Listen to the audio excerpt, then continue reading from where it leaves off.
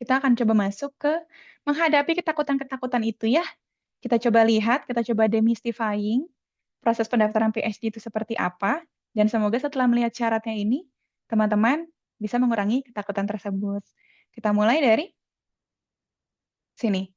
Syarat daftar PhD itu tidak banyak, teman-teman. Ya, itu dulu. Kita mulai dari sana dulu. Syaratnya cuma dua jenis. Ada syarat akademik, sama ada syarat non-akademik. Nah, syarat akademiknya cuma tiga, syarat non-akademiknya juga cuma tiga. Kalau mengutip kata-kata Bu Siska Switomo, mudah bukan? Nah, bukan. Jadi mungkin syaratnya terlihat tidak banyak, tapi aku yakin teman-teman perlu menyiapkan waktu dan kemampuan yang cukup untuk bisa mempersiapkan syarat-syarat ini ya. Kalau dari akademik ya yang umum ada ijazah dan transkrip, kemudian harus ada kemampuan bahasa yang minimal, kemudian harus menyiapkan proposal penelitian. Lalu kalau dari non-akademik, teman-teman harus menyiapkan CV, lalu surat rekomendasi, ini biasanya ada yang dari apa istilahnya tuh dari atasan dan dari supervisor waktu S2. Lalu yang berikutnya ada membuat personal statement.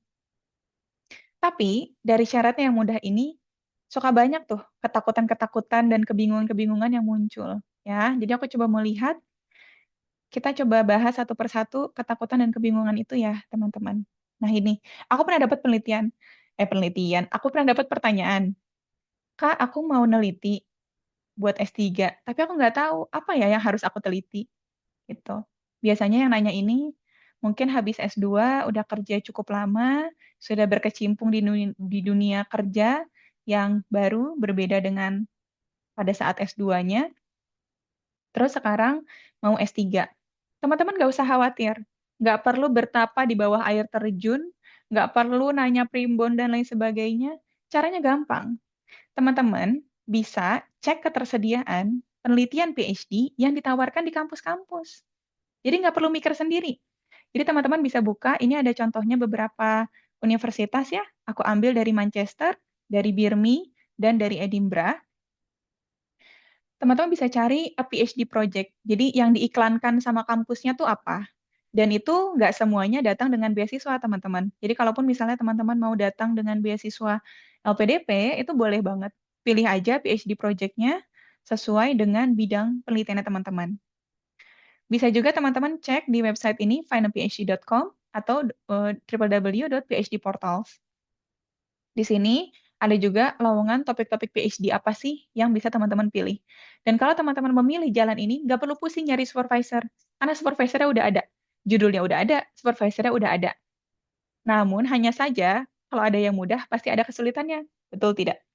Jadi kesulitannya adalah, bisa jadi, proses untuk mendapatkan tempat di PhD cluster atau misalnya kelompok penelitian PhD itu cukup ketat, sehingga teman-teman harus menunjukkan bahwa teman-teman memang seorang kandidat yang sangat berharga buat profesornya, sehingga mereka mau terima teman-teman di proyek mereka, gitu ya.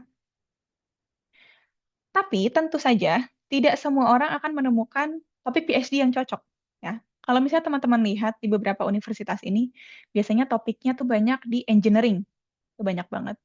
Terus di medicine, farmasi, itu banyak banget.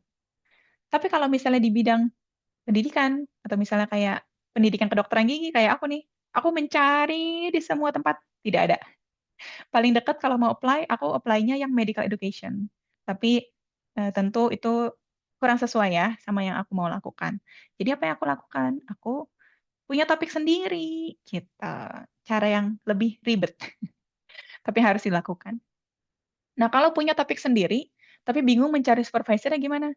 Tenang, teman-teman. Tuhan sudah memberi ilham kepada manusia untuk membuat Google Scholar. Kita gunakan Google Scholar.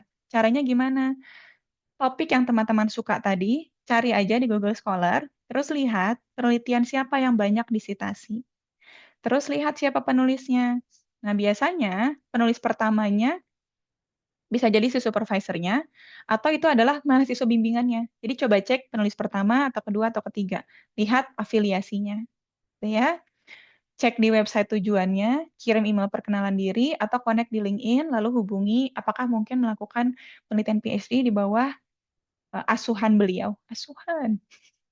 Bisa juga misalnya teman-teman tertarik di topik tersebut, ada konferensi internasionalnya gitu. Kayak di kedokteran gigi, di pendidikan kedokteran gigi itu, nama seminar internasionalnya adalah ADEE, Association of Dental Educators Europe. Bisa juga dicek di situ siapa narasumbernya, kemudian cari kontaknya di website universitas afiliasi mereka. Gitu ya.